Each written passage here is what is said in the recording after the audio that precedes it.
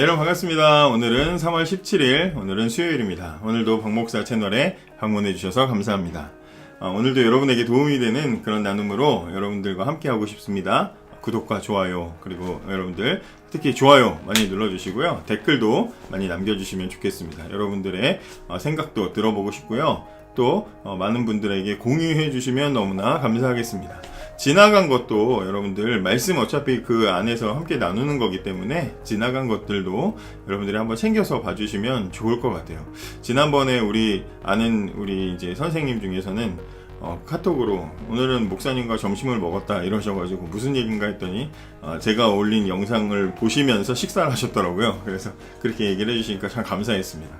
소중한 구독자님들 한 분 한 분을 정말 제가 정말 사랑하고 소중히 여기고 있다는 거 꼭 기억해 주시기 바랍니다. 오늘은요 누가복음 19장입니다. 누가복음 19장 1절부터 말씀은 오늘 여러분들이 너무나 잘 아시는 삭개오의 이야기가 나와 있습니다. 삭개오의 이야기를 함께 같이 살펴보도록 하겠습니다. 삭개오의 이야기는 전통적으로 볼 때 어릴 때 저도 주일학교에서 그렇게 들었습니다. 삭개오라는 사람은 열정적인 사람인 거예요. 세리였고 또 사람들이 싫어하는 그런 일을 하는 사람이었지만 예수님을 만나고 싶었고 예수님을 만나고 싶은 열정으로 이제 사람들이 막 가로막고 못 만나게 하니까 뽕나무 위에 올라가서 예수님을 만나게 되는 그런 극적인 사건이 기록이 되어 있죠.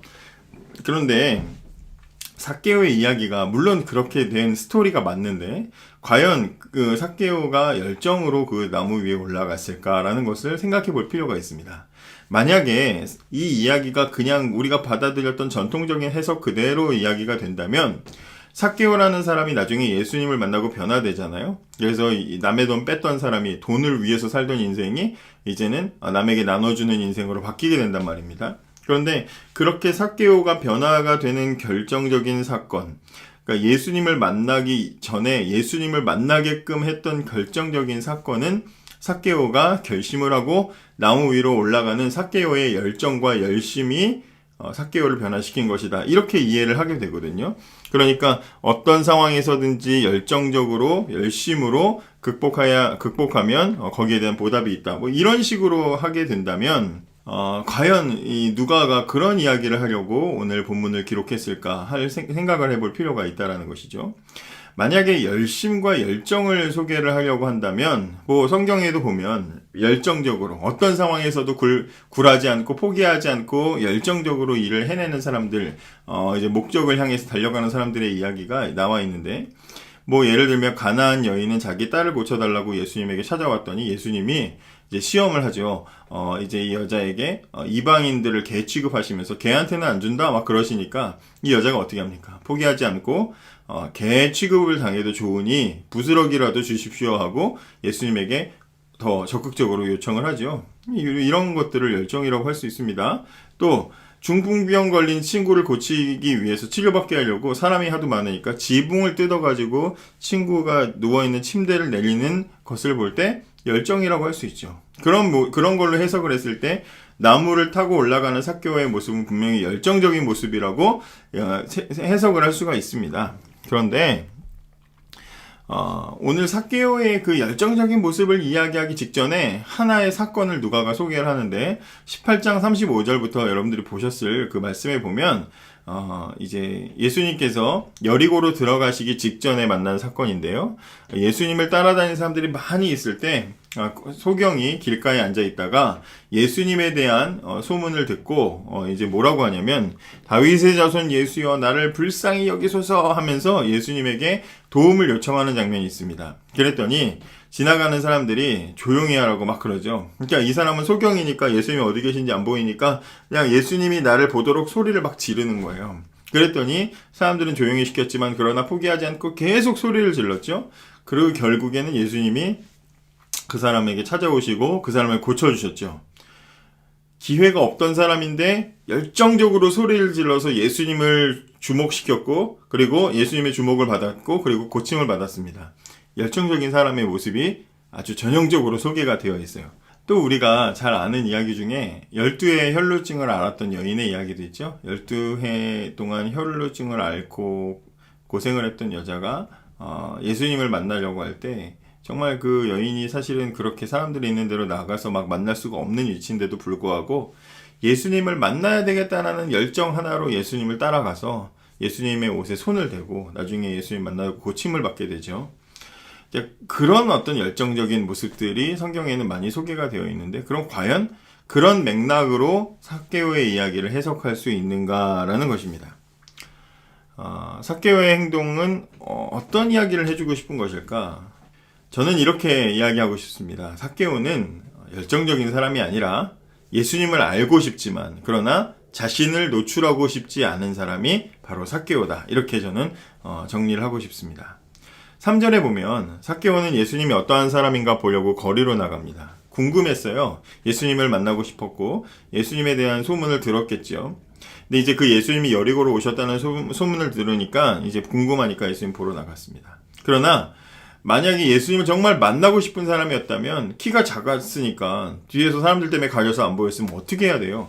큰 소리로 외쳤겠죠. 예수여 나를 보소서. 소경이 그렇게 했잖아요. 그렇게 했을 겁니다. 그러나 이 삭개오는 예수님의 이름을 부르지 않았습니다. 예수님 여기를 보세요 하고 점프를 하면서 막 손을 흔들지 않았습니다.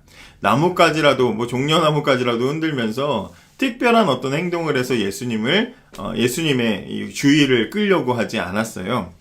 삭개오는 그 대신에 뭘 했습니까? 나무 위로 조용히 올라갔습니다. 예수님이 오실 만한 곳에 가서 위로 올라갔습니다. 삭개오는 예수님을 알고 싶었지만 보고 싶었지만 그러나 동시에 자신을 노출하고 싶지 않은 그런 사람이었기 때문에 그렇다는 거죠. 익명의 신자로 있고 싶었던 사람인 것입니다. 그래서 저가 예수께서 어떠한 사람인가 하여 보고자 하되 키가 작고 사람이 많아 할 수 없어 라고 이야기합니다. 사람이 많아 할 수 없어 이렇게 말하는데요. 사람이 많아서 할 수 없다?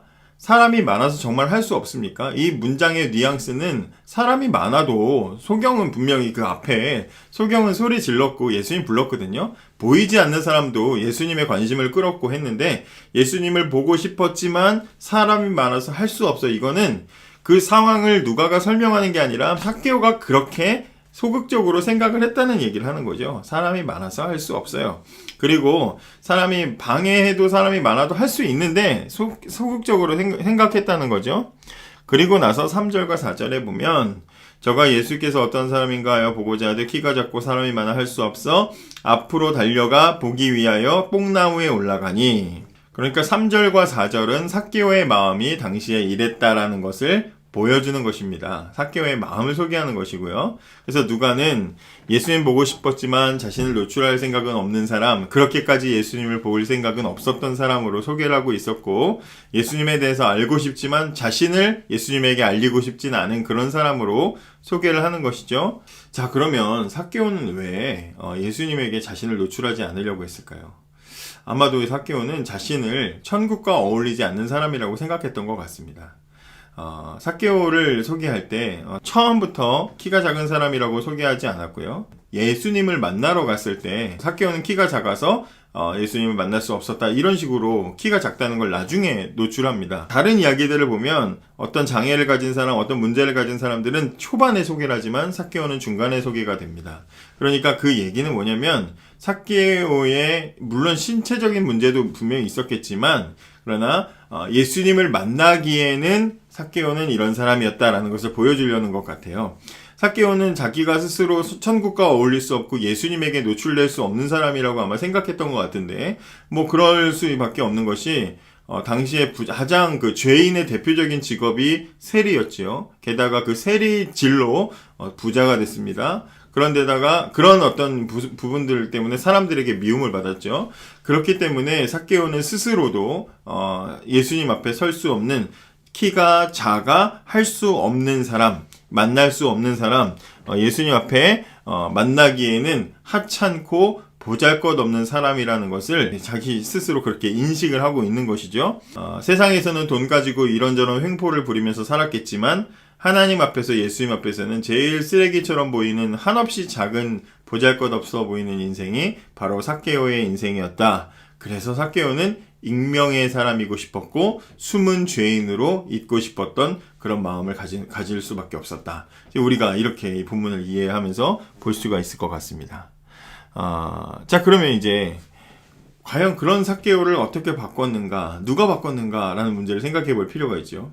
삭개오는 지금까지는 열정적인 사람이었기 때문에 유대인들의 차별과 미움에 저항해서 뽕나무 위까지 올라가서 예수님 눈에 띄어서 자신을 이제 이렇게 적극적으로 드러낸 사람처럼 인식을 했었지만, 그러나 지금 제가 말씀드린 것처럼 삭개오는 그런 사람이 아니었다라는 것을 우리가 살펴보았습니다. 정체를 노출하고 싶지 않아서 뽕나무 위로 올라갔던 익명의 신자에 불과했다. 정체를 숨기고 싶었던 부끄러운 죄인에 불과했다라는 것이죠. 삭개오가 뽕나무 위에 올라간 것을 저는 비난하지 않습니다. 왜냐하면 저한테도 그런 태도가 있거든요. 저 역시 사람들뿐만 아니라 예수님에게도 저를 감추고 싶은 그런 모습들을 가질 때가 참 많습니다.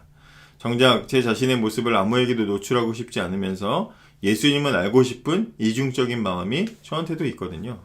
머리에 지식은 쌓고 싶으면서 겉으로 신령해 보이는 종교 생활과 행위는 유지하고 싶으면서 정작 진실하게 하나님 앞에 내 속을 다 드러내는 자리까지는 나가고 싶지 않은 음지의 신자, 익명의 신자가 되고 싶은 마음이 저한테도 있습니다.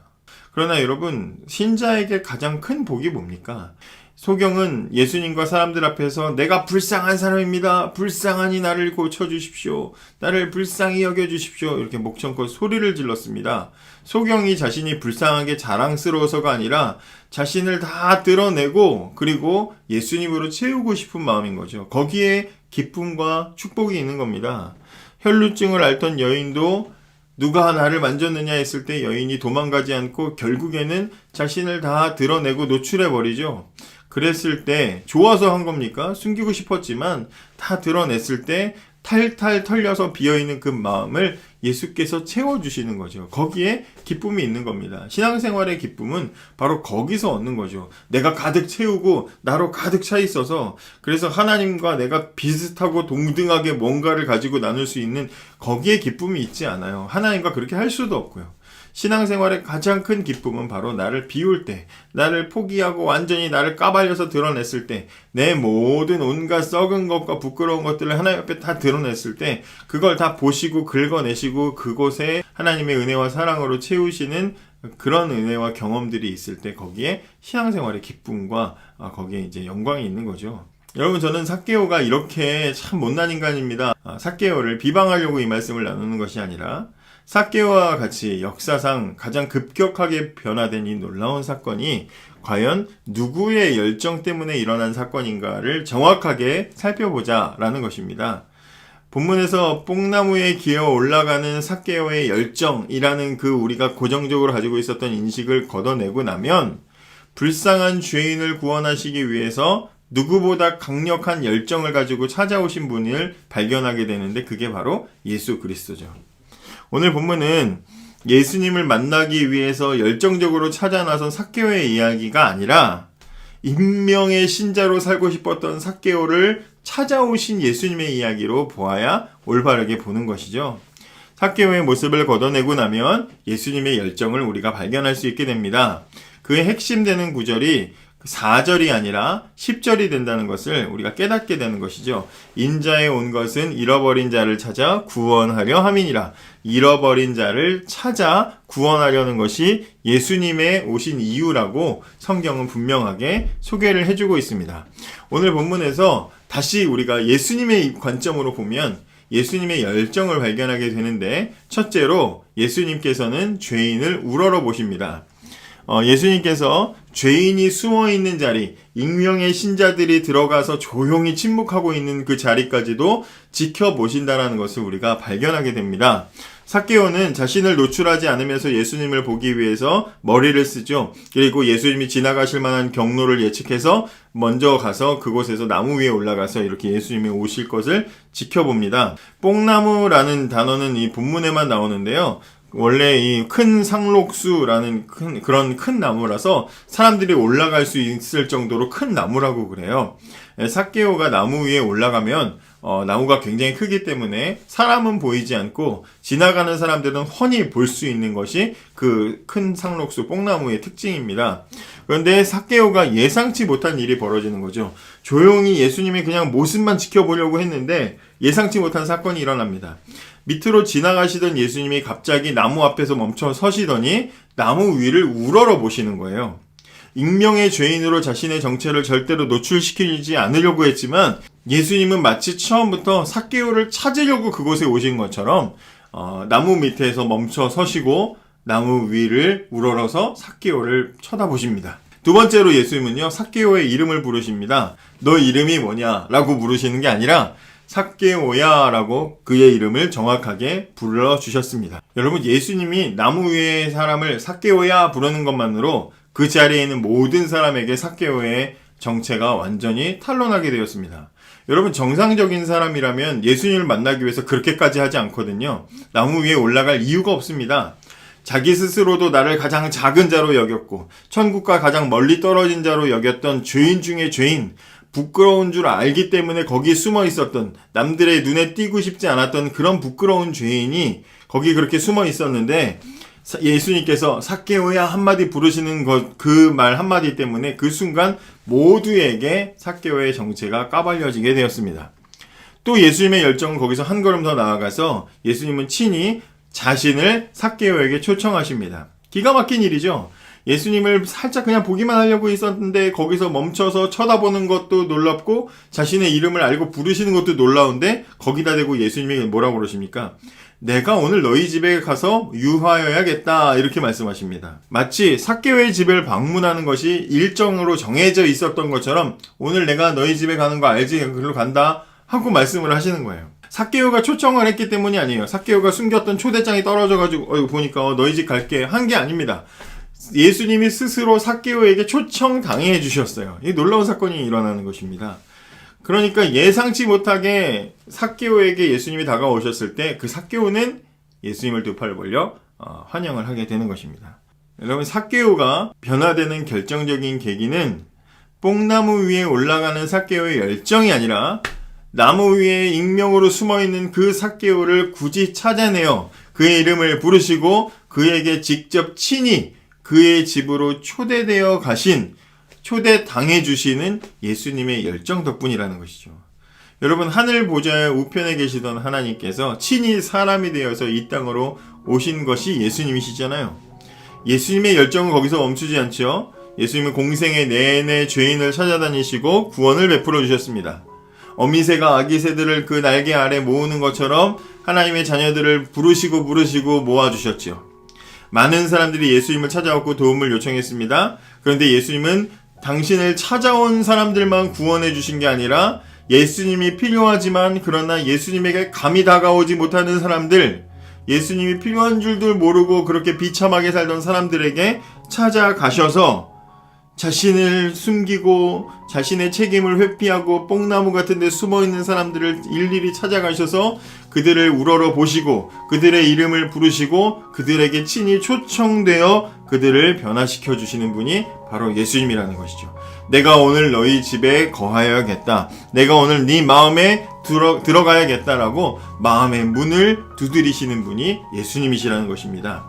단지 삭개오가 외로울까봐 너 오늘 심심하지 혼자 자니까 재미없지 하시는 게 아니라 누가 봐도 천국에 어울리지 않고 구원받을 자격이 없는 그를 구원하시기 위해서 친히 예수님께서 찾아오신 것이죠.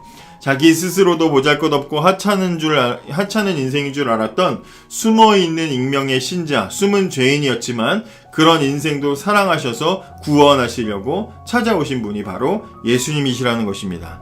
예수님의 열정은 여기서 끝나지 않죠. 자기 죄인을 구원하시기 위해서 자기 생명까지도 내어주십니다.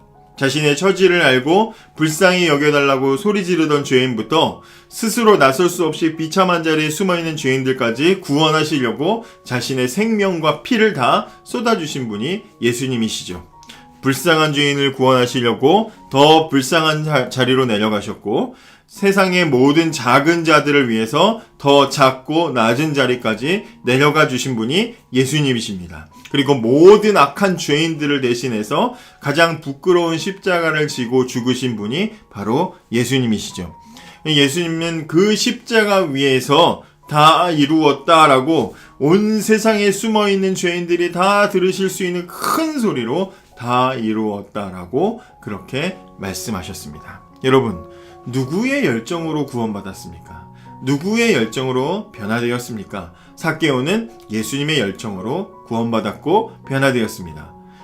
지금도 예수님께서는 익명의 죄인을 찾고 계십니다. 뽕나무 위에 숨어서 자신의 부끄러운 처지를 숨기고 싶어하는 익명의 죄인들을 찾아다니시는 분이 예수님이십니다. 예수는 믿는데 나를 드러내기는 귀찮고 무섭고 두려워서 숨어있는 사람들, 예수님의 이 부름을 기억하시기 바랍니다. 뽕나무 아래에서 우러러 보시고 그 이름도 기억하시고 그리고 그 집에 친히 초청되시는 예수님께서 저와 여러분들의 마음도 두드리고 계신다는 사실을 기억하시기 바랍니다. 자신을 감추고 있는 가식의 나무, 교만의 나무, 위선의 나무에서 내려오십시오. 무장 해제당하시기 바랍니다. 예수님은 나를 모르실 거야. 이런 착각에서 벗어나십시오. 예수님은 이미 다 아십니다. 예수님은 우리가 하는 모든 행동과 생각과 일들, 그리고 우리가 어디 있는지까지도 다 이미 알고 우리를 찾아오십니다. 예수님이 우리를 찾아오셔서 그 마음의 문을 두드리고 부르실 때 응답하시기 바랍니다. 예수님을 기꺼이 초대하시고 예수님과 교제하셔서 풍성한 구원의 은혜를 누리는 우리들 되었으면 좋겠습니다. 감사합니다.